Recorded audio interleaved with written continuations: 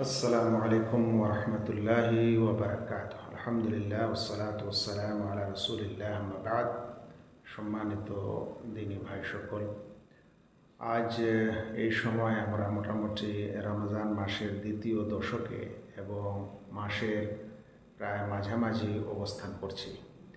এই সময় একটি প্রশ্ন আমাদের অনেক ভাই থেকে করা হয় এবং অনেক ভাই জানতে ইচ্ছা পোষণ করেন ইআতিকাফ সম্পর্কে।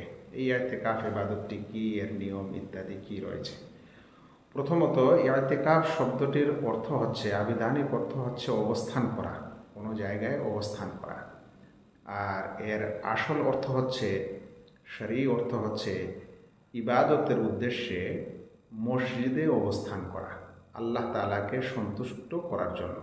আল্লাহ তাআলার সন্তুষ্টির উদ্দেশ্যে, ইবাদতের উদ্দেশ্যে মসজিদে অবস্থান করা, যেন সেখানে সে বাইরের বিভিন্ন ঝামেলা এবং বিভিন্ন গুনাহ খাতা থেকে নিজেকে দূরে সরিয়ে এক মসজিদে আল্লাহ রাব্বুল আলামিনের ইবাদতের জন্য যেন সে প্রস্তুত করতে পারে। এই ইতিকাফ রাসূল করিম সাল্লাল্লাহু আলাইহি সাল্লাম স্বয়ং করেছেন, তার স্ত্রীগণও করেছেন, সাহাবারাও করেছেন। এই ইবাদতটি হচ্ছে একটি সুন্নাহ এবং এমন একটি সুন্নাহ যেটা বর্তমানে খুব কম মানুষই পালন করে, তাই এটা পালন করা বেশি প্রয়োজন। আল্লাহ রাসূল সাল্লাল্লাহু আলাইহি সাল্লাম প্রথম দশকেও ইতিকাফ করেছেন, আবার দ্বিতীয় দশকেও করেছেন, আবার শেষ দশকেও করেছেন। তবে তার শেষ আমলগুলি হচ্ছে যে তিনি রমজান মাসের শেষ দশকে ইতিকাফ করতেন, কারণ তাতে লাইলাতুল কদর আছে। অবশ্য এটাও পাওয়া যায় যে তিনি যে বছর মারা যান সে বছর তিনি মাঝের দশক এবং শেষ দশক, দুই দশক ইতিকাফ করেছেন। আল্লাহ রাব্বুল আলামিন কোরআনে বলছেন, ওয়ালা তুবাশিরুহুন্না ওয়া আনতুম আকিফুনা ফিল মাসাজিদ। তোমরা যখন মসজিদে ইতিকাফ করবে তখন তোমরা স্ত্রী সঙ্গম থেকে দূরে থাকো। এই আয়াত থেকে বোঝা যায় যে ইতিকাফের স্থান হচ্ছে মসজিদ। ওলামারা কিছু মতভেদ করলেও তারা সকলে বলেছেন যে মসজিদে জামাত হয়, মানে প্রত্যেক নামাজের জামাত কায়েম হয়, সে মসজিদে ইতিকাফ করা যায়। তবে জুমা মসজিদ হলে বেশি ভালো, কারণ অন্য মসজিদে থাকলে জুমার জন্য অন্য জায়গায় বের হয়ে যেতে হয়। ইতিকাফ কখন শুরু হয়? ইতিকাফ শুরু হবে যখন 20তম রোজা, 20তম রোজা শেষ হলো আর সূর্য ডুবে গেল।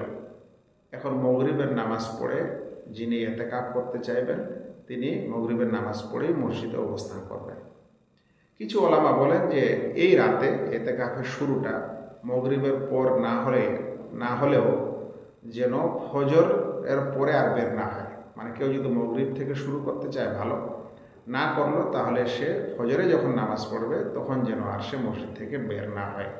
এটা 20তম রোজার দিন শেষ হওয়ার পরের যে রাত আসে, অর্থাৎ 21-এর রাত, সেই 21-এর রাতের মাগরিবের পর থেকেই কিংবা ফজরের পর থেকে সে মসজিদে অবস্থান করবে। বের হবে কখন? যখন রমজান মাস শেষ হয়ে যাবে আর সূর্য ডুবে গেল, হয়তো চাঁদ উঠল সেই খবর পাওয়া গেল, কিংবা 30 রোজা পূরণ হয়ে গেল আর সূর্য ডুবে গেছে 30তম রোজা, তখন তিনি ইতিকাফ থেকে বের হবেন। একজন ইতিকাফকারী ব্যক্তি কি কি কাজ করতে পারে না? সবচেয়ে প্রথমে সে মসজিদ থেকে বের হয়ে এদিক ওদিক ঘুরতে পারে না, স্ত্রীর সাথে সহবাস করতে পারে না, এবং স্ত্রীর সাথে সহবাস ব্যতীত অন্যান্য কাজগুলিও সে করতে পারে না।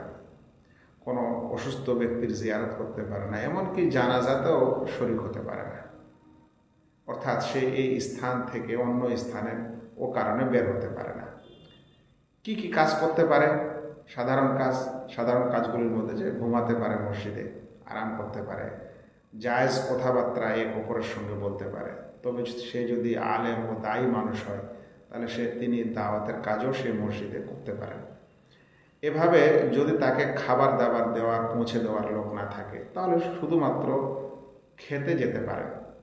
অনুরূপ যদি মসজিদে পেশাব পায়খানার ব্যবস্থা না থাকে, টয়লেটে, তাহলে সে বাইরে গিয়ে সেটা করে আসতে পারে। এভাবে গোসল ইত্যাদির ব্যাপারে যতটুকু প্রয়োজন গোসলের জন্য, কাজায়ে হাজতের জন্য, খাওয়া দাওয়ার জন্য যদি কেউ না থাকে এগুলোর ব্যবস্থা করে দেওয়ার, তাহলে সে সেটা বাইরে যেয়ে করতে পারে। যতটুকু প্রয়োজন ততটুকু করে ফিরে আসবে। ইবাদত এখানে কি কি কি করতে হবে? অবশ্যই মসজিদে যেহেতু আছেন, তাই ফরজ নামাজগুলি তার নিজ সময়ে এবং তার আগে পরের সুন্নতে মুআক্কাদাগুলি সুন্দর করে আদা করা। এর সাথে সাথে তিনি বিশেষ করে দোয়া ও জিকিরে মশগুল থাকবেন। যদি দোয়া ও জিকির মুখস্থ বেশি না থাকে, কোনো বই নেবেন, সেটাই পাঠ করবেন। কোরআনের তেলাওয়াত বেশি বেশি করে করবেন। বেশি বেশি নফল ইবাদতগুলি করবেন। ওই সকল নফল নামাজ যেগুলো অন্য দিনে করতে পারা যায় না, সেই নফল নামাজগুলি সেখানে যেন আদায় করা হয়।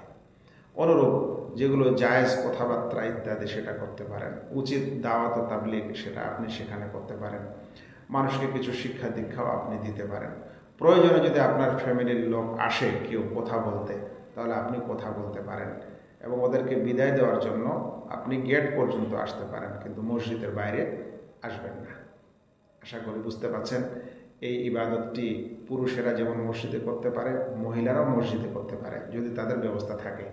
আর যদি ব্যবস্থা না থাকে, তাহলে তাদেরকে এই এতেকাফ মসজিদে করার প্রয়োজন নেই। তবে বাড়িতে মহিলাদের এতেকাফ করার কোনো কথা হাদিস কোরআনে পাওয়া যায় না, কারণ এতেকাফ ইবাদতটি সম্পর্ক মসজিদের সাথে। উল্লেখ্য, মহিলাদের এতেকাফ করার সময় যদি তাদের মাসিক স্রাব কিংবা বাচ্চা প্রসবের স্রাব ইত্যাদি চলে আসে, তাহলে তার এতেকাফ বঞ্চিত হয়ে যাবে, বাতিল হয়ে যাবে।